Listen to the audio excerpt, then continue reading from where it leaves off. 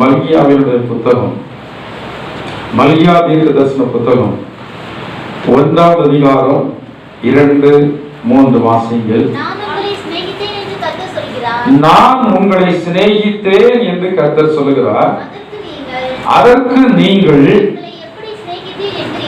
எங்களை எப்படி சிநேகித்தீர் என்கிறீர்கள்? கர்த்தர் சொல்லுகிறார்,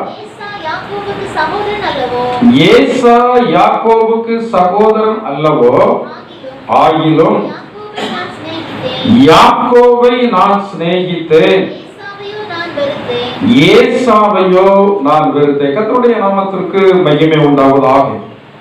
ஒரு தகப்பனுக்கு 2 பிள்ளைகள்.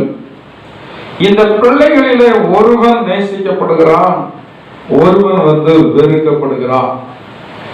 இன்றைக்கும் ஆண்டவராகிய இயேசு கிறிஸ்துவை தேடுகிறதான ஜனங்கள் 2 பிள்ளைகளாக இருக்கிறார்கள். ஒன்று ஏசாவை போல, இன்னொன்று யாக்கோவை போல. இது எல்லா சபைகளிலும் இருக்கிறார்கள். சபையெல்லாம் கர்த்தருடைய பிள்ளைகளால் நிறைந்ததான சபை அல்ல. சபையெல்லாம் கனிவிருட்சங்களால் நிறைந்தது அல்ல. சபையில கர்த்தருடைய பிள்ளைகளும் இருக்கிறார்கள், கர்த்தருடைய பிள்ளைகள் அல்லாதவர்களும் இருக்கிறார்கள். சபையில கனிவிருட்சங்களும் இருக்கிறது, சபையில களைகளும் இருக்கிறது. இங்கே இந்த யாக்கோபை குறித்து சொல்லப்பட்டிருக்கிறது, அவன் தேவனால் நேசிக்கப்பட்டவன் என்று சொல்லப்பட்டிருக்கிறது. இந்த யாக்கோபு தேவன் அவரை நேசித்தார் என்பதை வருகிறதான நாட்களிலே அவன் தன்னுடைய வாழ்க்கையில பிரதிபலிக்கிறவனாக காணப்பட்டான். வாசியுங்கள், ஆதியாகமத்துடைய புத்தகம் 31ஆம் அதிகாரம் 18ஆம் வசனத்தை வாசியுங்கள்.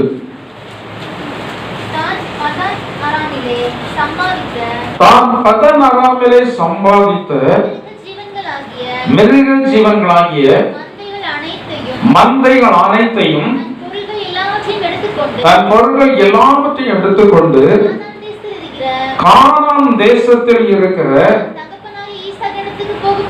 தன் தகப்பனாகிய ஈசாக்கினிடத்திற்கு போக புறப்பட்டான். தன் தகப்பன் ஈசாக்கினிடத்திற்கு போக புறப்பட்டான். இவன் லாபானுடைய வீட்டை விட்டு என்று சொல்லப்பட்டிருக்கிறது. லாபானுடைய வீடு என்று சொல்லி பார்க்கும்போது அது எகிப்து. லாபானுடைய வீடு என்று சொல்லி பார்க்கும்போது அது பாவம். லாபானுடைய வீடு என்று சொல்லி பார்க்கும்போது அது உலகம். இந்த காரியங்களை விட்டு அவன் தன் தகப்பன் ஈசாக்கினுடைய வீட்டிற்கு போகும்படியாக அவன் என்ன செய்தார்? புறப்பட்டார். சங்கீதத்துடைய புத்தகம் 45ஆம் அதிகாரம் 10ஆம் வசனத்தை வேகமாக வாசியுங்கள். சங்கீதம் 45:10 வாசியுங்கள். குமாரத்தியே கேள், நீ உன் செவியை சாய்த்து சிந்தித்துக்கொள், உன் ஜனத்தையும் உன் தகப்பன் வீட்டையும் மறந்துவிடு. அப்பொழுது ராஜா உன் அழகில் பிரியப்பா. அப்பொழுது ராஜா உன் அழகில் பிரியப்பா. ஆண்டவராகிய இயேசு கிறிஸ்து தேவனுடைய பிள்ளைகளாகிய நம்மை நேசிப்பதற்கு ஏற்றாற் போல நாம நடக்க வேண்டும். பொதுவாக மனிதர்கள் எல்லாம் நினைக்கிறாங்க, நான் மனுஷர்களுக்கு பிரியமாக எப்படி நடப்பது என்று சொல்லி. ஒரு காலம் முழுமையுமாக எந்த ஒரு மனுஷனை உங்களால் பிரியப்படுத்தவே முடியாது. நான் முன்னாட்களில் என்னுடைய அனுபவத்தில் நான் நினைத்தது என்னவென்றால், நாம் நல்லதே செய்து, நாம் நல்லதே பேசி, நாம் அவர்களுக்கு உதவியாகவே இருந்தால் நல்லவர்களாகவே அவர்கள் இருப்பார்கள் சொல்லி. அப்படி அல்ல. நீங்கள் எவ்வளவுதான் நல்லதே செய்தாலும் சரி, ஒரு லிமிட் வரும்போது நீங்கள் நேசிக்கிறதான ஜனங்கள் உங்களை வெறுப்பார்கள். நீங்கள் எவ்வளவுதான் அவர்களுக்கு உதவியாக இருந்தாலும் சரி, நீங்கள் ஒரு கேடுமே செய்யாதவர்களாக இருந்தாலும் சரி, ஒரு நேரம் ஒரு லிமிட்டேஷன் வரும். உங்களுக்கே புரியாது ஏன் இப்படி இருக்கிறார்கள், ஏன் இப்படி மூஞ்சை தூக்கி கொண்டிருக்கிறார்கள், ஏன் இப்படி திரும்பி கொண்டு போகிறார்கள், ஏன் உறவுல இப்படி இவர்கள் இப்படி இருக்கிறார்கள், ஏன் ஐக்கியம் இல்லை, அப்படி எல்லாம் நாம் நினைத்து பார்ப்போம். எவ்வளவுதான் நீங்கள் நினைத்தாலும் அதற்கான ஆன்சர் கிடைக்கவே கிடைக்காது. ஏனென்றால் மனிதர்கள் எப்போதும் ஒரே நிலையில இருக்கிறது இல்லை. எனவே மனிதர்களை பிரியப்படுத்தி திருப்திப்படுத்த நம்மால் முடியாது. ஆண்டவராகிய இயேசு கிறிஸ்துவை பிரியப்படுத்த நம்மால் முடியும். எப்படி முடியும் என்றால் வேதத்தில் சொல்லப்பட்டிருக்கிறது, அவருடைய வேதத்தில் பிரியமாயிருந்து இரவும் பகலும் வேதத்துல தியானமாக இருந்தால் நாம் தேவனை அந்த தியானத்தின் மூலமாக செயல்பட்டு நாம் பிரியப்படுத்த முடியும். இந்த இஸ்ரவேல் ஜனங்களை குறித்து வேதத்தில் சொல்லப்பட்டிருக்கிறது. இந்த இஸ்ரவேல் ஜனங்கள் ஆண்டவராகிய இயேசு கிறிஸ்துவினுடைய தேவனுடைய அன்பை அறிந்தவர்கள், வல்லமை அறிந்தவர்கள், அவர்கள் இயேசுவினுடைய அற்புதங்களை எல்லாம் பெற்றவர்கள். ஆனால் இடப்படாத நாட்களை பார்க்கும்போது தேவனை பிரியப்படுத்த அவர்களால் முடியவில்லை. தேவன் எப்போதுமே அவருடைய பிள்ளைகளை குறித்து நினைக்கிறது என்னவென்றால், நிலையாக நிரந்தரமாக யார் மேல பிரியமா இருக்கும். நீங்க இருக்கிறீங்களா? உங்களா தைரியமா சொல்ல முடியுமா? இன்பத்திலும் துன்பத்திலும் உயர்விலும் தாழ்விலும் எந்த குறை வந்தாலும் சரி, நான் ஆண்டவருடைய உறவுல நான் விரிசல் படுகிறதே சொல்ல முடியுமா? இருக்கிறீங்களா? அப்படி இருக்கிறீங்களா? சரி, இல்ல அநேகர் இனிமை இருக்க விரும்புறீங்களா? ஹல்லேலூயா. நீங்க இருக்க விரும்பினா அந்த பலன சக்தியை ஆண்டவர் உங்களுக்கு தருவார். நீங்க சரீர பிரகாரமான காரியங்களிலே விரும்புகிறதை விட ஆவிக்குரிய காரியங்களிலே விரும்புகிறதை ஆண்டவர் தருவதற்கு மிக மிக அவர் ஆர்வம் உள்ளவராக இருக்கிறார். ஆண்டுடைய பிள்ளைகளாகிய நாம் இந்த ஆன்மீக காரியங்களிலே நம்ம நாட்டம் இல்லாதவர்களாக இருக்கிறோம். ஆன்மீக காரியங்களிலே பிரியம் இல்லாதவர்களாக இருக்கிறோம். தேவனை பிரியப்படுத்த வேண்டும். தேவன் நம்ம பேசினா என்ன நினைப்பார், தேவன் நாம் செயல்பட்டால் என்ன நினைப்பார், இந்த எண்ணமே இல்லாதவர்களாக நாம் வாழ்கிறபடினால நம்மால் ஆண்டவருக்கு பிரியமாக என்ன செய்ய முடியவில்லை, வாழ முடியவில்லை. ஆண்டவருக்கு பிரியமாக வாழ வேண்டுமானால் சில வேளைகளிலே மனிதர்கள் நம்மை குறித்து என்ன செய்வாங்க, சங்கடப்படத்தான். நம்ம நினைக்கிறோம் ஆண்டவரை பிரியப்படுத்துற மனுஷர்கள் எல்லாம் நம்ம மேல பிரியமாக இருப்பார்கள் சொல்லி. பிரியப்படுவாங்களா? சொல்லுங்க, வாய்ப்பு சொல்லுங்க. ஆண்டவரை நான் பிரியப்படுத்தினால் மனுஷர்கள் நம்ம மேல பிரியப்படுவார்களா? நல்ல தேவனுடைய பிள்ளைகள் நீங்கள் ஆண்டவரை பிரியப்படுத்தும் போது அவர்கள் மகிழ்ச்சி அடைவாங்க. ஆனா அநேக ஜனங்களால் நீங்கள் ஆண்டவரை பிரியப்படுத்தும் போது அவர்கள் மகிழ்ச்சி அடைய முடிவதில்லை. நீங்கள் ஜெபித்தால் அநேகருக்கு பிடிக்கிறது இல்லை, நீங்கள் வேத வாசித்தால் அநேகருக்கு பிடிக்கிறது இல்லை, நீங்கள் ஸ்தோத்திரம் பண்ணினால் அநேகருக்கு பிடிக்கிறது இல்லை, நீங்கள் ஆண்டவருக்கு என்று கொடுத்தால் அநேகருக்கு பிடிக்கிறது இல்லை, ஆண்டுடைய நாமத்தை ஜனங்கள் மத்தியில் நீங்கள் பிரசவப்படுத்தினா அநேக ஜனங்களுக்கு என்ன செய்யறது பிடிக்கிறது இல்லை. அவர்களுக்கு பிடிக்கவில்லை என்பதற்காக நாம் தேவனை பிரியப்படுத்தாமல் இருக்கவே முடியாது. மனிதர்கள் என்னமும் நினைத்து விட்டு போகட்டும். மனிதர்கள் நினைக்கிறதை பற்றி நாம கவலைப்படவே வேண்டாம். இன்னைக்கு சத்துருவாக இருக்கிறவர்கள் நாளைக்கு நமக்கு சிநேகிதர்கள், இன்னைக்கு சிநேகிதமாக இருக்கிறவங்க நமக்கு சத்துரு. இரவு பகல் எப்படி மாறி மாறி வருகிறதோ அப்படிதான் மனுஷனுடைய இதயம் எல்லாம் மாறி மாறியே வந்து கொண்டிருக்கிறது. எடுத்துக்காட்டு நம்முடைய இதயம் தான். நம்முடைய இதயமே ஒரே நிலையில இல்லை, ஒவ்வொரு நேரம் மாறி மாறி போய் கொண்டிருக்கிறது. ஆனா தேவனுடைய பிள்ளைகளாகிய நம்மை குறித்து ஆண்டவர் விரும்புகிறதான காரியம் என்னவென்றால், நான் உலகத்தை விட்டு அந்த யாக்கோபு ஆண்டவரை நேசித்தபடினா, ஆண்டவர் யாக்கோபை நேசித்தபடினா இவன் அந்த நேசத்தை அறிந்து லிமிட்டேஷன் வருகிறதான வேளையில லாபான் வீட்டை விட்டு புறப்பட்டான். லாபானுடைய வீடு என்பது விக்கிரகங்களால் நிறைந்ததான ஒரு வீடு. லாபானுடைய வீடு விக்கிரகாரன வீடு. ஆனா அந்த இடத்துல இருந்து கொண்டு இந்த யாக்கோபு விக்கிரகத்துக்கு அடிமைப்படாதவனாக என்ன செய்தான், காணப்பட்டான். நேரம் வந்த போது அவன் அங்கே தகப்பனாரை பிரியப்படுத்தும்படியாக தன்னுடைய தகப்பன் வீட்டை கடந்து போனதாக சொல்லப்பட்டிருக்க. மத்தேயு 19:29 வேகமாக வாசியுங்கள். மத்தேயு 19:29. சொல்றோம், என் நாமத்தின் நிமித்தம் வீட்டையாவது சகோதரையாவது சகோதரிகளையாவது தாயையாவது பிள்ளைகளையாவது விட்டவன் எவனோ அவன் நூறத்தனையாய் அடைந்து நித்திய ஜீவனையும் சுதந்திரித்துக் கொள்ளுவான். கர்த்தருடைய நாமத்தின் நிமித்தம் சில வேளைகளிலே நாம சில காரியங்களை இழக்க வேண்டியது இருக்கிறது. இன்றைக்கு ஆண்டவரை தேடுகிற எல்லா ஜனங்களும் ஆண்டவரை தேடுவதற்கான காரணம் என்னவென்றால், ஆண்டவரிடத்திலிருந்து நான் எதையாகிலும் பெற்றுக்கொள்ள வேண்டும், சுகத்தை பெற்றுக்கொள்ள வேண்டும், விடுதலையை பெற்றுக்கொள்ள வேண்டும், ஆசீர்வாதத்தை பெற்றுக்கொள்ள வேண்டும், சமாதானத்தை பெற்றுக்கொள்ள வேண்டும், சந்தோஷத்தை பெற்றுக்கொள்ள வேண்டும், அநேக விதமான மேன்மைகளை பெற்றுக்கொள்ள வேண்டும் என்று விரும்பிதான் ஆண்டவரை தேடுகிறோம். ஆண்டவர் உங்களுக்கு நன்மைகளை தரத்தான் செய்கிறார், தராமல் இல்லை. ஆனால் நீங்கள் ஆண்டவருக்காக என்ன காரியத்தை நீங்கள் செய்கிறீர்கள்? ஆண்டவர் உங்க மேல நேசத்தை வைத்தாரே. இந்த ஏசாவு மீது நேசம் வைக்காதபடி யாக்கோபின் மேல நேசம் வைத்ததான தேவன். எத்தனையோ ஜனங்கள் இருக்கும் போது ஆண்டவர் உங்களை நேசித்து, உங்களை மீட்டெடுத்து, உங்களுக்கு நன்மைகளை செய்து நடத்தி வந்திருக்கிறாரு. நீங்கள் ஆண்டவருக்காக என்ன தியாகம் பண்ணினீங்க? ஆண்டவருக்காக ஏதாவது விட்டுருக்கிறீங்களா? தைரியமா சொல்ல முடியுமா? ஆண்டவருக்காக ஏதாவது இழந்திருக்கிறீர்களா? பைபிள்ல சொல்லப்படுற கர்த்தருடைய நாமத்து நிமித்தம் இழந்தவர்கள் யாரும் என்னானதில்லை. சொல்லுங்க, இழந்தவர் யாரும் என்னானதில்லை? தரித்திரம் ஆனதில்லை. நீங்க அப்படி எதை இழந்திருக்கிறீங்க? கொஞ்சம் சமயத்தை இழந்திருக்கிறீங்களா?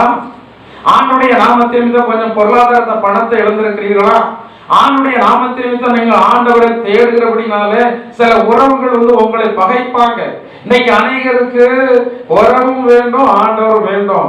தேவனுடைய பிள்ளைகள் உறவு வேண்டாம் என்று நினைக்கிறது இல்லை. ஆனா அநேக வேளையில் நீங்கள் தேவனை தேடுகிறதான வேளையில உறவுகள் உங்களை பகைக்கிறது, உறவுகள் உங்களை என்ன செய்கிறது? துன்பப்படுத்துகிறது.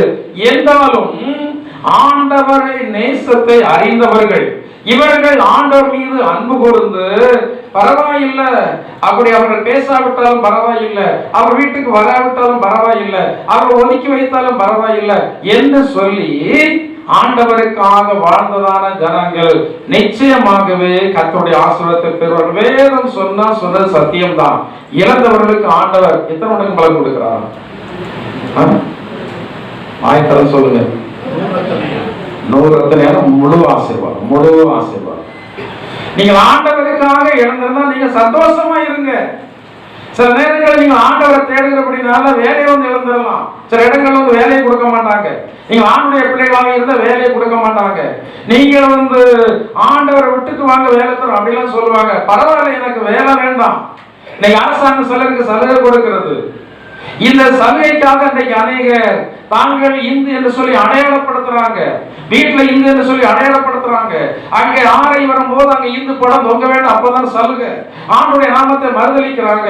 வேதத்துல சொல்லப்பட்டிருக்கிறது, மனிதர்கள் முன்பாக நீங்கள் மறுதலித்தால் ஆண்டவர் தேவனுடைய தூதர்கள் முன்பாக உங்களை என்ன செய்வார்? கட்டாயம் மறுதலித்தே தீர்வார்.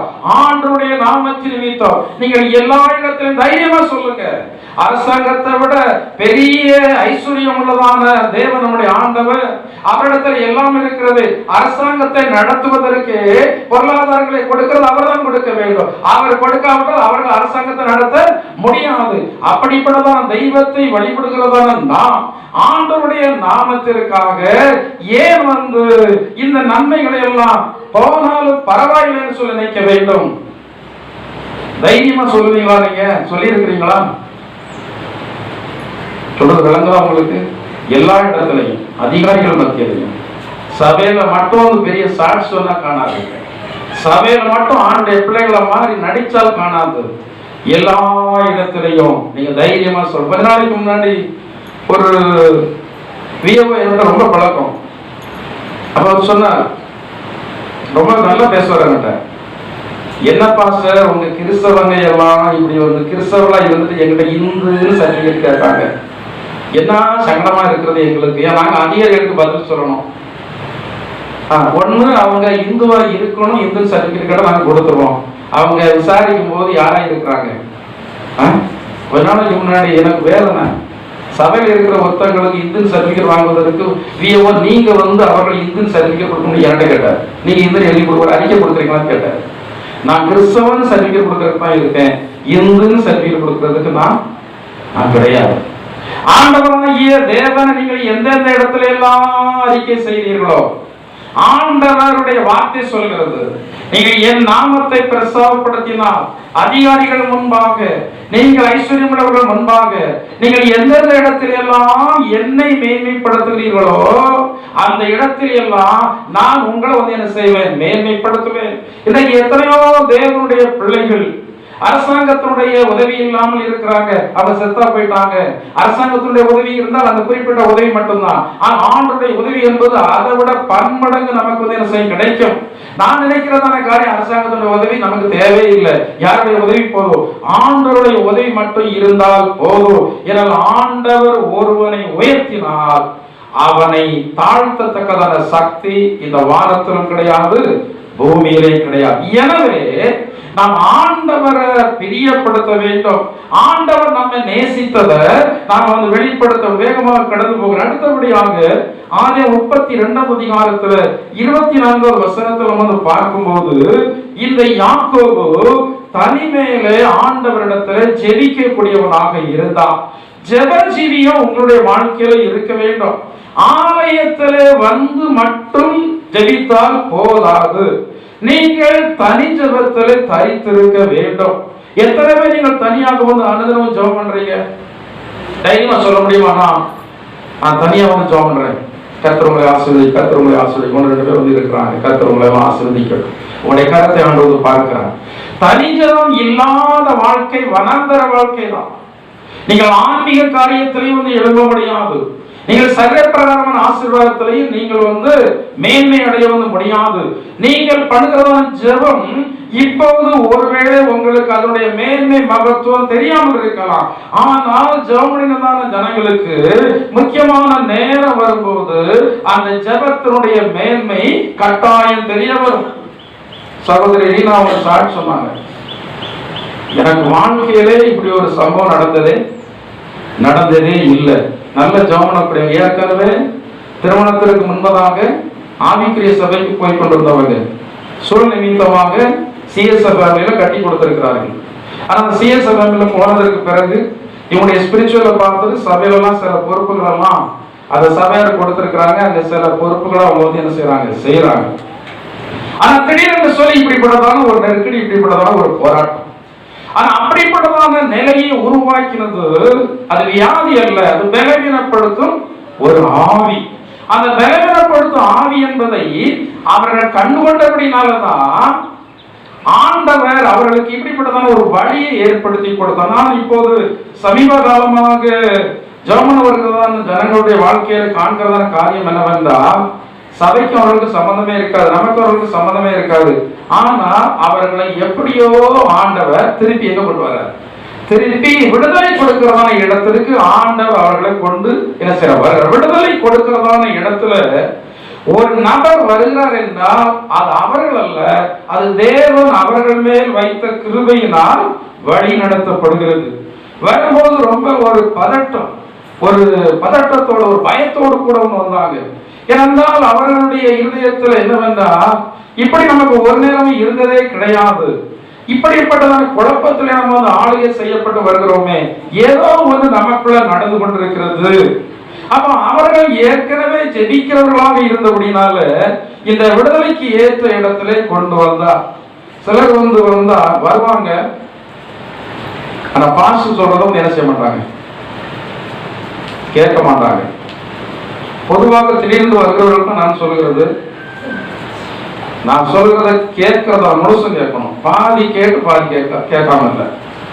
ஒரு காரியத்தை செய்யறோம்னா முழுசு கரெக்டா செய்யறோம், அந்த காரியம் என்ன சக்சஸ் அடையும். பாதி கேட்டு பாதி கேட்காம இருந்தா அந்த காரியத்துல என்ன அடையாது, ஒரு வெற்றி கிடைக்காது. ஆனால் நான் வருகிற ஜனங்களை கேட்கிறது, நீங்க நான் சொல்றதெல்லாம் வந்து என்ன செய்வீங்களா, கேட்பீர்களா? முதல்ல அவங்க கொஞ்சம் தயங்குவாங்க. சொல்லுகிறதெல்லாம் கேட்பீங்களான்னு கேட்குறாங்க. ஒருவேளை ஏதாவது பணத்தை பண்ற சொல்லுவார், ஏதாவது எழுதி வாங்கிடுவாரோ, இல்லைன்னா சத்தியம் வாங்கிடுவாரோ அப்படின்லாம் சிலர் நினைப்பாங்க. அவர்களை பார்த்தால் கண்ணில் ஒரு முயற்சி தெரியும், என்ன சொல்ல போறதோ தெரியலன்னு. அப்படி நினைக்கிறதான ஜனங்கள் சொல்றது ஒன்றும் இல்லை. நீங்கள் தேவனோடு ஐக்கியம் ஆவதற்கு என்ன உண்டு அதைத்தான் நாங்கள் சொல்லுவோம். பைபிள் சொல்லப்பட்டிருக்கிறது, யாருக்கும் இல்லாத ஒரு கனத்தை ஊழியக்காரர்கள் கொடுத்திருக்கு. வேதாகமத்தை திருப்பி பார்த்தா அவருக்கு தெரியும், ஊழியக்காரருடைய வார்த்தையை நிலைப்படுத்துகிறதான தேவன். நான் அநேகருடைய வாழ்க்கையில நான் இதை வந்து கண்டிருக்கிறேன். நான் அதிகமாக இதற்காக ஜெபிக்கவும் செய்கிறேன். ஆண்டவரே, தேவையில்லாம யாரிடத்துல எந்த வார்த்தையும் பேசக்கூடாது, தேவையில்லாமல் எந்த ஆலோசனையும் கொடுக்கவும் கூடாது. தேவையில்லாம நான் அவர்களை வழிநடத்தவும் கூடாது. என்னுடைய சுயநலத்துக்காக, என்னுடைய பெயர் பிரசவத்துக்காக நான் வழிநடத்தக்கூடாது. ஆனால் அவர்களுக்கு விடுதலைக்கு நன்மை கேட்டதான வார்த்தைகளை நான் சொல்ல ஏவப்பட வேண்டும். அப்படி சொல்லும் போது நான் சொல்கிறதான வார்த்தை அப்படியே நடக்கிற வேதத்துல பழைய ஏற்பாட்டு காலத்துல வந்து பார்த்தா தேவனுடைய பிள்ளைகள் எல்லாம் ஆண்டவரிடத்துல கேட்டெல்லாம் வந்து சொல்லல. அவங்க ஆண்டவரிடத்துல கேட்காமலேயே வந்து சொல்றாங்க.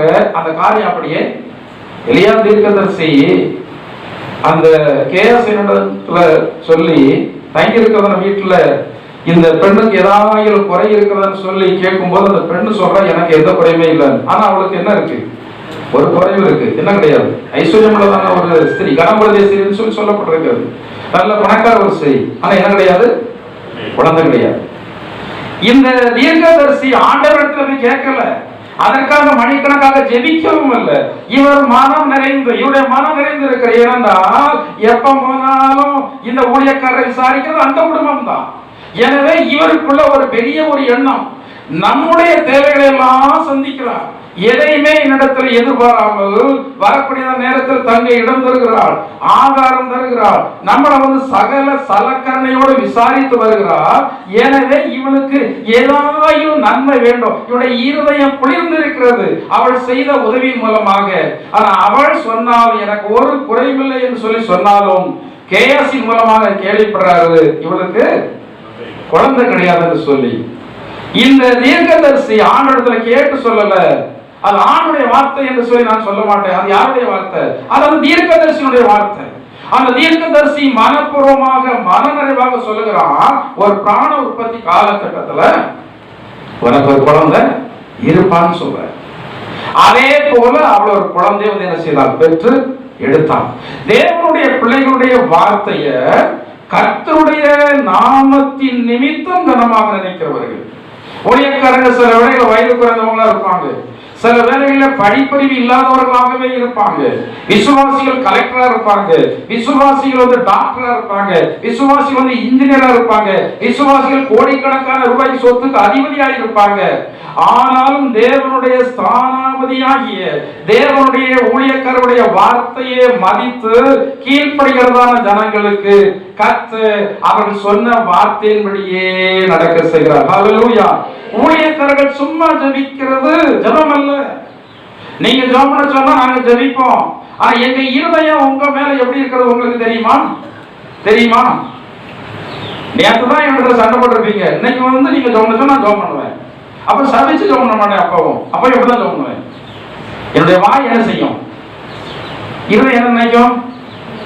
ஆண்டவர் நான் ஊழியக்காரனா இருக்கிற அப்படின்னால ஆசீர்வதிக்க வேண்டியது இருக்கு. ஆண்டவர் என்ன பண்றதுன்னே தெரியல. ஆண்டவர் முழங்கால படிப்பாங்களே. ரெண்டு சத்தம் இருக்குல்ல, ஒன்னு நாவின் சத்தம், ஒன்னு இருதயத்தின் சத்தம். இருதயத்தின் சத்தம் வேதனைப்படுகிறது. ஒருவேளை சபிக்காவிட்டால் வேதனைப்படுகிறது. இவர்கள் ஆசீர்வாதத்துக்கு ஏதுவானவர்கள் அல்லவே. ஆனால் நான் ஊழியக்காரனாக இருக்கிறபடினால் ஆசீர்வதிக்க வேண்டியது இருக்கிறது என்ற நிர்பந்தத்தினால் ஆசீர்வதிக்கிறதற்கும் இருதயம் நிறைந்து மனப்பூர்வமாக ஆசீர்வதிக்கிறதற்கும் வித்தியாசம் உண்டு. அந்த வித்தியாசத்தை நீங்கள் உங்களுடைய வாழ்க்கையினுடைய அனுபவங்களை தான் அறிந்து கொள்ள முடியும். ஊழியக்காரங்க ஜோம்பதுனால அறிந்து கொள்ள முடியாது. ஆனால் விசுவாசிகளுக்கு நிறைய பேருக்கு ஒரு எண்ணம் என்ன தெரியுமா? பாஸ்டர் தலையில கை வைத்து மணிக்கணக்காக வந்து என்ன செய்யணும்? மணிக்கணக்காக ஜோம்பணும். அது கால்குலேட்லாம் பண்றாங்க. கிளாக் இருதயத்துக்குள்ள வச்சிருப்பாங்க போல இருக்கு. இவரு அவங்களுக்கு எவ்வளவு நேரம் ஜோம்புறாரு, நமக்கு எவ்வளவு நேரம் ஜோம்புறாரு. அதிக நேரம் ஜோம்பணும்னா நம்ம மேல நல்லெண்ணம் இருக்குன்னு அர்த்தம். குறைய நேரம் ஜோம்பணும்னா நம்ம மேல என்ன இல்லைன்னு அர்த்தம். நான் ஜெபத்துல குழம்பியே நிறைய நேரம் ஜோம்பிருக்கலாம். என்ன ஜோம்புன்னு தெரியாமலே என் வாழ்க்கைக்கு ரொம்ப நேரம் ஜோம்பிருப்பேன். நீங்க ஒரு நினைச்சுக்கிறீங்க பாஸ்டர் ரொம்ப நேரம் ஜோம்புறாரு. அது அப்படி அல்ல. குறைய ஜோம்புறோமோ நிறைய ஜோம்புறோமோ, அற்புதம் ஒரே வார்த்தையிலும் உண்டு, அற்புதம் பல வார்த்தைகளிலும் உண்டு. எல்லாரையும் ஆண்டவர் ஒரே மாதிரி அற்புதத்துல நடத்தல. பைபிளை பார்த்தா எல்லா இடத்துலையும் ஆண்டவர் ஒரே மாதிரியா நடந்து கொண்டு அற்புதத்தை செய்தார். ஒரு இடத்துல குருடனுக்கு கண்ணு திறக்கப்படக்கூடாதுன்னு சொல்றாரு. ஒரு இடத்துல உமிழ்நீரை உமிழ்ந்து சேர் உண்டாக்கி வந்து பூசுறாரு. ஒவ்வொரு இடத்திலும் வேற வேற விதங்களில தான் அற்புதத்தை செய்யறாரு. ஊழியக்காரராகிய நாங்களும் எல்லாரையும் ஒரே மாதிரி நடத்த முடியாது. உடனே நீங்க தப்பா நினைத்து விடக்கூடாது. சில வேளைகளில் ஆண்டவர் ஏவனா தான் உங்க வீட்டுக்கு ஜோம்னா வருவோம். சில வேளைகளில் ஆண்டவர் ஏவனா தான் உங்களுக்கு சில ஆலோசனைகள் சொல்லுவோம். ஆண்டவர் ஏவாம நாங்கள் வந்தா உங்களுக்கு ஆசீர்வாதமாக இருக்காது. உங்களுடைய கடமை என்ன? நீங்கள் ஆண்டவருக்காக வாழணும். நான் கர்த்தருடைய வார்த்தையின்படி நடக்கணும். ஆண்டவருக்கு நான் பிரியமாக வந்து வாழணும். ஆண்டுடைய வார்த்தை வந்து என்ன சொல்லி இருக்கிறது? ஆண்டுடைய வார்த்தை வந்து என்ன சொல்லி இருக்கிறது? நேற்று ஒரு நாளைக்கோ காலையில என் மக ஒரு கேள்வி கேட்டா. கேள்வி யாரும் இதுவரை கேட்டதில்லை. நம்ம சபையில நீங்க என்ன எங்கேயும் வந்து விடுறது இல்லை, யாரும் இந்த சபைக்கு வேற அங்க போறாங்க அப்படி சட்டம் எதுவும் பைபிள் இருக்கிறதா அப்படின்னு கேட்டாவா? நான் தெரிஞ்சுக்கிட்டு கேட்கிறேன். எங்கெல்லாமோ போறாங்க, அங்க போறாங்க, இங்க போறாங்க, எங்கெல்லாமோ ஓடுறாங்க, சாடுறாங்க. அப்படி வந்து நீங்க கட்டுப்பாட பேசுறீங்களா, சொல்றீங்களா? அப்படி பைபிள் எதுவும் சட்டம் இருக்கிறதா? இருக்கு, இருக்கு. பைபிள்ல இருக்கா இல்லையா? நான் சொல்றேன் இருக்கு. தேவ சன்னிதானம்னு சொல்றேன். உங்களை நடத்துகிறவர்கள் ஒருவர் தான் உங்களை நடத்த முடியும். நடத்துகிறது ஒரு ஆள் தான் நடத்த முடியும். பல இடத்துல போய் பல போதனைகளும் சிலர் நடத்தப்படுறாங்க. கடைசியில அதாவது என்ன நடக்கிறது போய் பார்க்க போறாங்க. ஊழியக்காரங்க எப்படி இருக்கிறாங்க பார்க்க போறாங்க. அவங்க நடத்தப்படுகிறது ஒரு ஊழியக்காரனுடைய கைக்கு கீழே தான் நடத்தப்பட வேண்டும். ஒரு மெய்ப்பரை கீழே தான் நீங்கள் வந்து நடத்தப்பட வேண்டும். சபை என்பது ஒன்று, அது கிறிஸ்துவின் சரீரமாகிய சபை. அதிலே ஒரு பங்காக ஆண்டவர் சபை வந்து வைத்திருக்கிறார். உங்களை நடத்துவதற்கு ஒரு ஊழியக்காரன் ஆண்டவர் நியமித்து இருக்கும் போது நீங்கள் பல பேரால் நடத்தப்படுவீர்கள் என்றால் நாளை ஒரு காலத்துல ஆண்டவர் உங்களை நடத்தவே முடியாது. சபையை ஆளுகை செய்கிற பரிசுத்த ஆவியானவர், அந்த பரிசுத்த ஆவியானவர் சபையில ஒரு தலைமையை வந்து நியமித்து இருக்கிறார். அந்த தலைவர்கள் உங்களை லகுவாக நடத்தும்படியாகத்தான், நீங்க அந்நிய போதனைகளால் இழுப்புண்டு போயிடக்கூடாது என்பதற்காகத்தான் ஒரு கட்டுப்பாடை வந்து சொல்றோம். நீங்க பார்த்தா தெரியும், பல சபைகளுக்கு பல இடங்களுக்கு போகிறதான ஜனங்கள் ஊழியக்காரங்களால் நடத்தப்படவே முடியாது, நடத்தப்பட மாட்டார்கள். அவர்கள் என்ன வார்த்தைகள் என்ன சத்தியத்தை பேசலாம் அவர்களுக்கு என்ன செய்யாது, ஏறாது. ஆண்டவருடைய பிள்ளைகளை ஆண்டவர் நடத்தும்படியாக விரும்புகிறார். உங்களை நடத்துகிறவர்கள் உங்கள் ஆத்துமாவுக்காக என்ன பண்றவங்க? உத்தரவாதம் என்ன? கடன் வாங்குறாங்க ஒருத்தாங்க, ஜாமீன் கையில் போடுறீங்க. யாரு? நீங்க போடுறீங்க. கடன்காரை ஓடி போயிட்டா நீங்க தான் கட்டணும், நீங்க தான் கட்டணும். அதான் சில காரியங்களில் கவர்மெண்ட் ஸ்டாஃபை கேட்பாங்க. ஏன்னா அவங்களுக்கு தெரியும் கவர்மெண்ட் ஸ்டாஃபை வந்து நம்ம ஜாமீனா வந்து போட்டா இவங்க சம்பளத்தை நம்ம வந்து என்ன செய்யலாம், பிடிச்சிடலாம் கேட்பாங்க. உத்தரவாதம் என்பது அதுதான். உத்தரவாதம் இல்லாமலே அடங்காம இருந்தா இருந்துட்டு போங்க. நான் சபையில போராட்டம் தான் பண்ண முடியும். உங்களை நாம பிடிச்சிடலாம், ஒரு கட்டுப்பாடு நான் வைக்க முடியாது. உங்களை வந்து அடங்குகிறது தேவன் தான். உங்களை அடங்கி நடக்க செய்வது கர்த்தருடைய வார்த்தை தான். நான் வந்து போதனையை கொடுக்க வேண்டும். அந்த போதனைக்கு செவி கொடுத்தால் உங்களுக்கு நல்லது. ஏனென்றால் நாங்கள் வந்து உத்தரவாதம் பண்ணுகிறவர்களால் இரவும் பகலும் உங்களுக்காக நாங்க பண்ற உத்தரவாதம் உங்களுக்கு தெரியும். ஏனென்றால் நாங்க வந்து உங்களுக்கு உத்தரவாதம் பண்றோம், நாங்க உங்களுக்காக நேரத்து ஜோம் அப்படின்லாம் நாங்க சொல்ல போறது இல்லை. சில வேளைகளில் சிலருக்காக ஏவுதலை கொடுத்தா மணிக்கணக்காக நாள் கணக்காக மறுபடியுமாக உங்களுக்காகவே நாங்க வந்து ஜோம் பண்ணி கொண்டே இருப்போம். இதுதான் இருந்தது, இதான் இருந்தது. இல்ல பாஸ்டர் எங்களுக்கு உத்தரவாதம் பண்ணலாம், எங்களுக்கு நாங்களே உத்தரவாதி. சிலர் அப்படி நினைக்கிறாங்க. நல்லவர்கள், நியாயமா நடக்கிறவர்கள், நீதியாக நடக்கிறவர்கள், அவர்களுக்கும் சில வேலைகள் என்ன வருது, பிரச்சனை வரதான் செய்யும். நாம் நினைக்கிறோம், தப்பா நினைக்கிறோம். நான் நல்லது செய்தால் எனக்கு நல்லது நடக்கும். நான் வந்து அனுபவத்தின்படி பார்க்கும்போது நான் அந்த வார்த்தைக்கு உடன்பட்டவன் அல்ல. நம்ம நல்லது செய்தால் நமக்கு என்ன வருது, கேடு வருதா இல்லையா? ஆமாவா இல்லையா? என்ன முடிக்கிறீங்க? நீ நல்லது செய்தாலும் உங்களை தேடி சில கேடுகள் வரத்தான் செய்தது. நீங்க நல்லதே செய்தாலும் உங்களிடத்துல நன்மையை பெற ஜனங்களும் ஒரு நாள் உங்களை கிட்டவன் சொல்லத்தான் செய்யறாங்க. இயேசுடைய ஊழியத்திலே கூட இருந்து சாப்பிட்டதான மனுஷனை யாரை காட்டி கொடுத்தான்? இயேசுவை காட்டி கொடுத்தான். உலகத்துக்கு அவனுக்கு என்ன முக்கியமான பொறுப்பு தான் கொடுத்திருந்தாரு. பொருளாதார பொறுப்பு என்பது ரொம்ப முக்கியமான பொறுப்பு அல்லவா? பணப்பொறுப்பு வந்து ரொம்ப முக்கியமான பொறுப்பு. அந்த பொறுப்பை யார்கிட்ட கொடுத்திருந்தாரு? துரோகி, அவன் பேர் என்ன சொல்லி, துரோகியான யூதாசு. அவருக்கு தெரியாத என்ன இந்த பொறுப்பை கொடுப்பதுக்கு முன்னாடி தெரியுமா தெரியாத அவருக்கு? சர்வ வல்லமையுள்ளவன் அவருக்கு தெரியும். பணாசை பிடிச்சவன் ஆளுக்கு தெரியும். அந்த பணாசை பிடிச்சவன் அவ்வளவு பணத்தை இவன் பையில போட்டாலாகி இவன் திருப்தியா இருப்பான்னு பார்த்தாரு. அப்போ என்ன அப்பவும் திருப்தி இல்லை. தவறான விதத்துல ஒரு நீதிமான காட்டி கொடுத்து அந்த பணத்தை வாங்கி இவன் அனுபவிக்கும்படியாக விரும்புகிறான். அந்த பணத்தை வாங்கிட்டான். ஆனா அந்த பணத்தை அனுபவிக்க, நான் அடிக்கடி சபையில் வருகிற கர்த்தருடைய பிள்ளைகளுக்கு சொல்லுகிறது, உங்களுடைய பணம் அல்லாத பணத்துல ஒரு 5 ரூபாய் கூட உங்க வீட்டுல வைக்காது இருக்கு. மற்றவர்களுக்கு சேரக்கூடியதான பொன்னோ பொருளோ இடமோ நிலமோ கொஞ்சம் கூட உங்களுடைய வாழ்க்கையில நீங்கள் அபகரிக்க விரும்பாதீங்க. அதை குறித்து சொல்லப்பட்டிருக்கிறது. அது அநியாயத்தினுடைய திரவியம். அது நமக்கு தேவையில்லை. உங்க கையில ஆண்டவர் தந்தது ஆசீர்வதித்து தந்தாலே போதும். கொஞ்சம் இடம் தான் இருக்கிறதா, உங்களுக்கு உரியதான் இடமா, அது உங்களுக்கு போதும். வருமானம் குறையாதான் இருக்கிறதா, அது போதும். அடுத்தவர்களுடைய பணத்தை ஒரு கிறிஸ்தவன் என்ன செய்யக்கூடாது, சுரண்டக்கூடாது. அடுத்தவங்களுடைய கூலியை நீங்க என்ன செய்யக்கூடாது, கூலி ஆட்கிட்ட நீங்க வேகமே பேசக்கூடாது. சாலையோர கடைகள்ல வேகமே பேசக்கூடாது. அப்படி பேசினா அவங்களுக்காக யார் வழக்காடுவா? கர்த்தர் வழக்காடுவார். அங்க ஜவுளி கடையில ஸ்டிக்கர் அடிச்சு வச்சிருக்கான். அங்க போய் வேற பேச இவங்களால முடியல, வேற பேச வெளியே போய் சொல்லிடுவான். அதுக்கு பயந்து போய் என்ன பேசுறது இல்லை, அதுக்கு பயந்து போய் வேற பேசுறது இல்லை. கீரை விற்கிறது எத்தனை ரூபா தான்? ஒரு கட்டு 10 ரூபா தான். இந்த 10 ரூபாய்க்கு போய் 8 ரூபாய்க்கு தெரியுங்களா? அந்த 10 ரூபாய் கீரைக்கு அங்க வயல்ல ஒரு ஆளு பறிச்சு வேற மெனக்கிட்டு போய் அந்த கீரையை பிடுங்கி அதை கெட்டி அங்கிருந்து சுமந்து கொண்டு வந்து இங்க காத்திருந்து விற்கணும். இவங்கிட்ட தைரியமா பேரம் பேசுவாங்க. ஆண்டவர் ஏழைகளுக்கு இறங்குகிறவர், அவர் சிறுமைப்படுகிறவர்களுக்கு உதவி செய்கிறவர். இப்படிப்பட்டதான ஜனங்களுக்கு நம்ம பேரமே பேசவே கூடாது.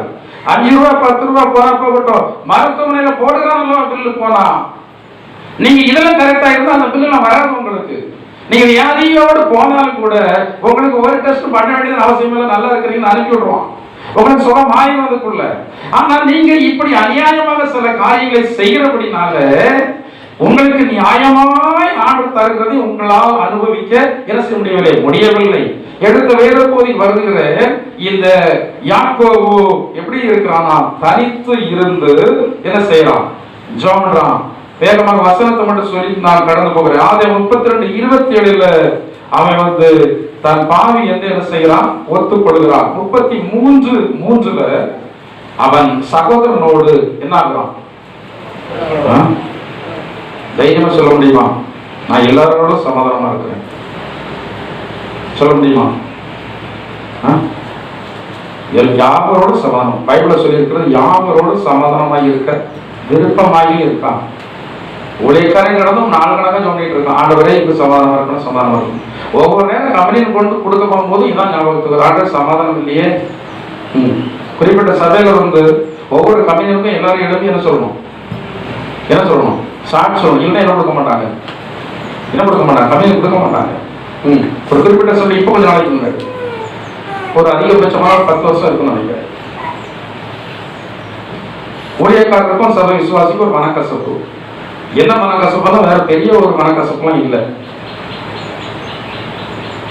பாஸ்டருக்கு தெரியாம அந்த பையன் குடும்பத்தார் பையன் எல்லாம் சேர்ந்து ஒரு பெண்ணை பேசி எல்லாம் என்ன செய்தாங்க, முடிச்சுட்டாங்க. கல்யாணம் முடிஞ்சிச்சு. இந்த பிள்ளைய முடிக்கல, ஆவிக்குரிய பிள்ளை அல்லாத ஒரு பிள்ளைய முடிக்கல, ஒரு பாஸ்டர் நல்லதான் முடிச்சான். ஆனா இந்த பாஸ்டர் என்ன கேட்கலையா, நான் அதுக்காக அப்படின்லாம் ஒரு பனிஷ்மெண்ட் தர மாட்டேன் சொல்றேன். இந்த பாஸ்டர்கிட்ட கேட்கலையா. கடைசியில் பாஸ்டர் கேட்கிறாரு. கேட்ட உடனே ஒருத்தர் வாக்குவாதம் அந்த இவர் சொல்லிட்டாரு, உங்களை சபையில நான் அங்கீகரிக்க முடியாது, சபையில உங்களுக்கு கம்மியாக தர மாட்டோம், உங்களை சபையில் நாங்கள் ஒரு விசுவாசி ஏற்றுக்கொள்ள மாட்டோம் அப்படின்னு சொல்லியாச்சு. சரி, அப்புறம் பெரியவர்கள் குடும்பத்தெல்லாம் பேசி அப்படி ஏற்றுக்கொண்டா என்ன செய்யணும்? சரி, நடந்து போச்சு, என்ன விடுங்க, என்ன கெட்ட மனைவியெல்லாம் வேணாலும் விட முடியாது, அதனால என்ன செய்யணும் அவர் சொல்றாரு. சொல்லக்கூடாது அவரு சொல்றாரு. ஆனா அதையும் செய்வதற்கு இந்த காலத்துல கீழ்ப்படிக்கிறத விசுவாசிகள் இருந்திருக்கதான் செய்யறாங்க. அவர் கொடுத்த பனிஷ்மெண்ட் ஒரு மிகப்பெரிய பனிஷ்மெண்ட். என்ன, சபை நடந்து கொண்டு இருக்கிறத வேலையில சாட்சி நேரத்துல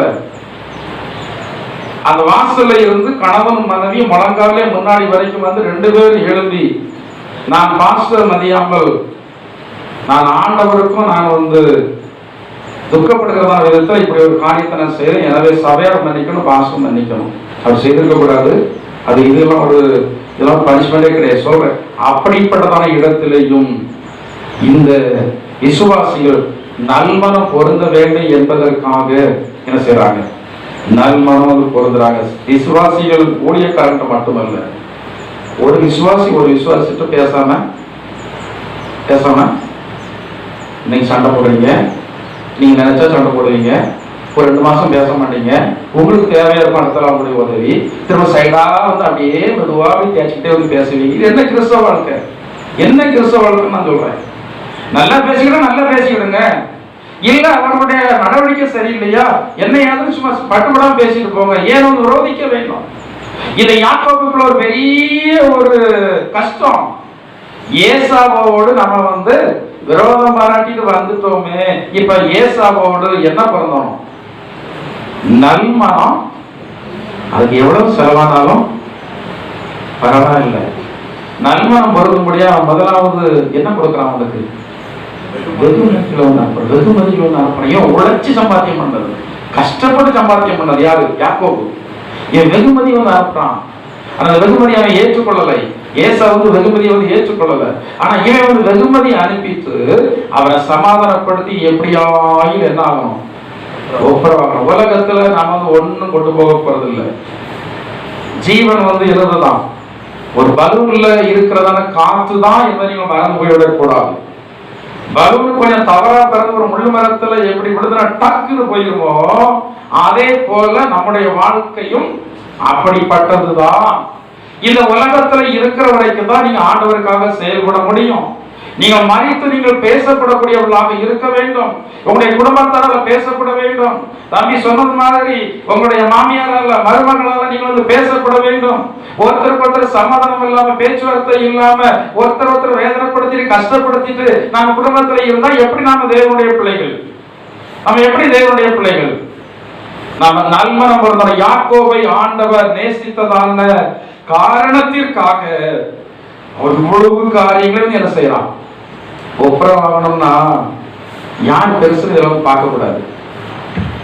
நம்ம முதலாவது ஒப்புரவாக நமக்கு தான் ஆசைப்படும். அவங்கெல்லாம் பண்ணியிருப்பாங்க, அவங்க ஒப்புரவாக நியாயம் அதுதான். ஆனா நம்ம போய் வேற வழியை இல்லாம ஒப்புரவாகணும் வைங்களேன், சமாதானத்துக்காக ஒப்புரவாகணும்னு வைங்களேன், நமக்கு தான் அந்த ஆசீர்வாதம். இதுல நம்ம ஏற்ற தாழ்வு, உயர்வு தாழ்வு, தாழ்ந்தோம் இதை பார்க்கவே கூடாது. இந்த யாக்கோபு ஆண்டவருடைய நேசத்திற்கு அவன் காரணமாக இருந்தபடினால அவன் எல்லாரோடும் என்னாகிறான், காசு பிரச்சனை இல்லை, எனக்கு கொஞ்சம் மிருகஜீவன் போனாலும் பரவாயில்ல, அதனால நஷ்டப்பட்டாலும் பரவாயில்ல, என்னுடைய சகோதரனோடு நான் ஆண்டவரத்தில் ஜோமிட்டு இருக்கிறேன். என்னுடைய ஜபத்துல நிறைய ஜபம் பண்றாரு. ஒரு முக்கியமான ஜபம், என் ஜீவன் உள்ள வரைக்கும் ஜபம் பண்றேன். ஆண்டவர் வந்து நமக்கு அதுக்கான பலனை தரும். என்னுடைய சகோதரரிடத்துல பேச்சுவார்த்தை இல்லாம இருக்கவே கூடாது. என்னவோ ஆகட்டும், எவ்வளவு நஷ்டம் வரட்டும், அவர்கள் என்னவும் பண்ணிவிட்டு போகட்டும், அவருடைய தேவனுடைய பிள்ளைகளுடைய இருதயத்தில் இருக்க வேண்டியது எப்போது சமாதானம் உள்ளவர்களாகவே இருக்க வேண்டும். சமாதானமாக இருக்கிறவர்களும் பாக்கியவான்கள், சமாதானம் பண்ணுகிறவர்களும் பாக்கியவான்கள். நீங்கள் தேவனுடைய பிள்ளைகள், சமாதானத்தின் ஆவி உங்களுக்குள் இருக்கிறது என்று சொல்லி சொல்றீங்க. இப்படி சொல்லுகிறதான உங்களால் எப்படி சமாதானத்தை கெடுத்துக் கொண்டு இருக்க முடிகிறது? சகோதரனை எப்படி பகைக்க முடிகிறது? பிள்ளைகளை எப்படி பகைக்க முடிகிறது? மருமக்கள் எப்படி பகைக்க முடிகிறது? உறவுகளை, இரத்த சம்பந்தமான உறவுகளை உங்களால் எப்படி பகைக்க முடிகிறது? அப்படி பகைத்தால் நீங்கள் முழுசு மாம்சீகத்திற்கு இடம் கொடுக்கிறீர்கள். பேய் உங்களை நடத்துகிறது சொல்லி நான் சொல்ல மாட்டேன். மாம்சீகத்திற்கு இடம் கொடுக்கிறீர்கள். மாம்சத்திற்கு நீங்கள் இடம் கொடுக்கிற வரைக்கும் ஆண்டவருக்கு பிரியமாய் இருக்க உங்களால் முடியவே. நினைச்சு கொள்ளுங்க, ஆண்டவரை பிரியப்படுத்த போறீங்களா? உங்களுக்கு பிரியமாக நடந்து கர்த்தர் உங்களுக்கு இம்மையிலும் மறுமையில் வைத்திருக்கிற ஆசீர்வாதத்தை இழக்க போறீங்களா? கொஞ்சம் தாழ்த்தி தான் பாருங்களேன், கொஞ்சம் தாழ்த்தி ஜோமனை பாருங்களேன். கொஞ்சம் தாண்டி ஜனங்களிடத்துல பேசிப்பார், கொஞ்சம் இறங்கி போங்க. என்ன கெட்டு போக போறீங்க நீங்க? தாழ்மை உள்ளவர்களுக்கு தேவன் என்ன அளிக்கிறாரு? இருக்கிறவரை தாழ்ந்து போகல, அதுல ஒரு பிரச்சனை இல்லை. நான் எல்லாரிடத்திலையும் சண்டையிடுவதற்கு ரொம்ப தயங்குவேன். ஏன்னா எனக்கு ஒரு வீக் என்னன்னா, யார்கிட்ட பேசாம இருக்க என்னால முடியாது. அப்படி எனக்கு ஒரு வீக்னஸ் தான். எவ்வளவுதான் கோபப்பட்டாலும் எனக்கு இடையூறு பண்றவங்கிட்ட கூட ஆண்டவரை சீக்கிரத்துல ஏதோ ஒரு விதத்துல அவர்கிட்ட சமாதானம் பண்ணுவதற்கு எனக்கு ஒரு வாய்ப்பு வந்து என்ன செய்ய. அவர்கள் என்ன பண்ணாலும் அவர்களுக்கு தான் வரவே ஒழிய எனக்கு வரப்போறதில்லை, நமக்கு வந்து என்ன செய்ய போறதில்லை, வரப்போறதில்லை. நான் பேசுகிறத வார்த்தைகள் நீங்க யாரும் வருத்தப்பட வேண்டாம். நான் யாருடைய வார்த்தைன்னு சொல்றேன். இந்த வார்த்தை எனக்கும் முடியாது, உங்களுக்கு முடியாது. என்ன இப்படி எல்லாம் பேசுறாரு? சபைல இது சுவிசேஷ கூட்டம் இல்லவே, இது என்னது? இது திருச்சபை, இது சபை. சபையில் உள்ள ஜனங்கள் நல்ல ஒரு தேவனுடைய பிள்ளைகளாக வளரணும் அவர் விரும்புறாரு, நான் விரும்புறேன். நீங்க ஆசீர்வதிக்கப்படணும் அவர் விரும்புறாரு, நான் விரும்புறேன். உங்க குடும்பம் உங்களுடைய சாட்சி சொல்ல வேண்டும் அவர் விரும்புறாரு, நான் விரும்புறேன். உங்க தேசம் உங்களுக்கு சாட்சி சொல்ல வேண்டும் இயேசு விரும்புறாரு, நான் விரும்புறேன். அதற்காகத்தான் இவ்வளவு பாடுபட்டு பிரசங்கம் பண்ண வேண்டியது இருக்கிறது. இதயத்துக்கு கஷ்டமாக இருந்தாலும், ஒருவேளை நீங்கள் மனக்கசப்பாக இருக்குன்னு சொல்லி தெரிந்தாலும், நான் பேசக்கூடிய வார்த்தையை பேசாமல் என்னால் இருக்க முடியவில்லை. கர்த்தர் இந்த வார்த்தையில உங்களுக்கு ஆசீர்வதித்து தரட்டும். யாக்கோபை நேசித்ததான தேவன் உங்களை ஆண்டவர் நேசித்திருக்கிறார். அந்த நேசத்தை யாக்கோபு எப்படி வெளிப்படுத்தினாரோ அதே போல நீங்கள் உங்களுடைய வாழ்க்கையில வெளிப்படுத்துங்கள். அப்படி வெளிப்படுத்தினால் இன்றைக்கு யாக்கோபுடைய சந்ததி இந்த பூமியிலே ஆசீர்வாதமாக இருக்கிறது போல, இந்த பூமியிலே மேன்மையுடைய சந்ததியாக இருக்கிறது போல, இன்றைக்கு இந்த யாக்கோபுடைய சந்ததியை பார்த்து எல்லா தேசமும் பயப்படுகிறது. எல்லா தேசமும் இஸ்ரவேலை பார்த்து பயப்படுகிறது. உங்களை பிடித்ததான பயத்தை எல்லா ஜனங்களுக்கும் ஆண்டவர் ஏற்படுத்துவார். நீங்கள் பயமுறுத்த வேண்டியதன் அவசியமே வந்து இல்லை. அதற்கான நாட்கள் சீக்கிரத்தில் வரப்போகிறது. கர்த்தர் இந்த சத்தியங்களை உங்களுக்கு பயனுள்ளதாக மாற்றி ஆத்மீக காரியங்களிலும் சக பிரகாரமான காரியங்கள் உங்களை வாழ்ந்திருக்க செய்வாராக. எல்லாம் தேவ சன்னிதானத்தில் ஒப்புக் கொடுப்போம். எல்லாரும் தேவ சன்னிதானத்தில் ஒப்புக் கொடுப்போம். கொஞ்சம் சமயமாகி விட்டது மன்னிக்கவும். நாம் எல்லாரும் முழங்கால் படிக்கிட்டு நாம் ஆண்டவருக்கு ஒப்புக் கொடுப்போம். ஆண்டவரே, என்னை நீங்க நேசித்தீங்க ஆண்டவரே. எத்தனையோ ஜனங்கள் இருக்காங்க, ஆனா என்னை நீங்க நேசித்தீங்க ஆண்டவரே. என்னை நீங்க நேசித்தீங்க ஆண்டவரே. தேவனுடைய நேசம் எவ்வளவு பெரியது. யாக்கோபு திறமையானவன், ஆனா யாக்கோபு திறமையற்றவன். ஏசாவு திறமையானவன், ஆனா ஏசாவை நேசிக்காத தேவன் இந்த யாக்கோபை நேசித்தாரு. இந்த யாக்கோபை நேசிப்பதற்கு அவன் நினைத்தான், நான் என்ன ஒரு தவம் செய்தேன், அப்படி என்னிடத்தில் என்ன காரியம் இருக்கிறது, நான் எவ்வளவு பேரும் பார்த்தேன் அல்லவே, என்னை நேசித்தாரே ஆண்டவர், என்னை நேசித்தாரே ஆண்டவர். எவ்வளவோ பயங்கரமான பாவத்தை அக்கிரமத்தை செய்த அநேக தேவனுடைய பிள்ளைகள் எல்லாம் தேவனுடைய அன்பை உணர்ந்திருக்கிறார்கள். நீங்கள் நான் எந்த பெரிய பாவம் செய்யவில்லை சொல்லி நினைக்க முடியுமால ஆண்டுடைய அன்பை உணர முடியாமல் இருக்கிறீர்கள். ஒரு முறை ஸ்ரீலங்கா பட்டணத்தில் கொலை குற்றம் செய்து மிக பயங்கரமான ஒரு தண்டனைக்கு ஏதுவாக இருந்ததால் ஒரு மனுஷனை ஆண்டவர் சந்தித்தார், ரட்சித்தார். அவன் பாடினதான பாட்டுதான், ஆண்டவர் என்னை நேசிக்க நான் என்ன தவம் செய்தேனோ என்று சொல்லி அந்த கொலை செய்து தண்டனை ஏற்றுக்கொண்டதான மனுஷன் பாடி அவருடைய வாழ்க்கை வந்து கடைசியில தூக்கு தண்டனை தான் முடிந்தது. ஆனா அவர் அந்த நேரத்திலையும் பாடினதான பாட்டுதான், ஆண்டவர் என்னை நேசிக்கிறார், அவர் என்னை நேசிப்பதற்கு நான் என்ன தவம் செய்தேனோ என்று சொல்லி அவருடைய அன்பை நினைத்து பார்த்தாரே. அவருடைய எல்லாம் ஆண்டவருடைய பிள்ளையாக மாற்றி, அவருடைய சொந்த ஜனங்களாக மாற்றி, அவருடைய ஆசீர்வாதத்திற்கு பக்குவங்களாக உங்களை வைத்திருக்கிறாரே. நம்ம இதற்கு என்ன செய்தோம் ஆண்டவருக்கு? நேரத்தில் இந்த வார்த்தையை கேட்டிருக்கிறதா? யாக்கோபுடைய அனுபவங்களை நாம் ஆண்டவரிடத்தில் கேட்போம். ஆண்டவரே, நான் இருக்கிற ஆராதனை ஆகிய பாவம் செய்கிற இடத்தை விட்டு நான் பிரிந்து வரத்தக்கதாக எனக்கு உதவி செய்திருக்கிறீங்க. இந்த முதல் படியிலே நான் நின்று கொண்டிருக்கிறேன் ஆண்டவரே. நான் தனித்து ஜெபிக்க வேண்டும், நான் வெற்றியின் ஜீவியம் செய்ய நான் தனித்து ஜெபிக்க வேண்டும் ஆண்டவரே. ஆத்ம பலமுடையவனாக மாற நான் தனித்து ஜெபிக்க வேண்டும் ஆண்டவரே. கர்த்தாவே, நான் ஒப்புரவாக வேண்டுமா? யார் யாரிடத்துல ஒப்புரவாக வேண்டுமோ அவரிடத்துல ஒப்புரவாக எனக்கு கிருபை தாருங்க. நான் இந்த உலகத்தில் ஒன்று கொண்டு வந்ததும் இல்லை, ஒன்று கொண்டு போக போவதும் இல்லை. இதை மாம்ச வைராக்கியம் கொண்டு நான் மாம்சத்திற்கு இடம் கொடுத்து நான் சமாதானம் இல்லாதவனாக இருக்கிறேன்.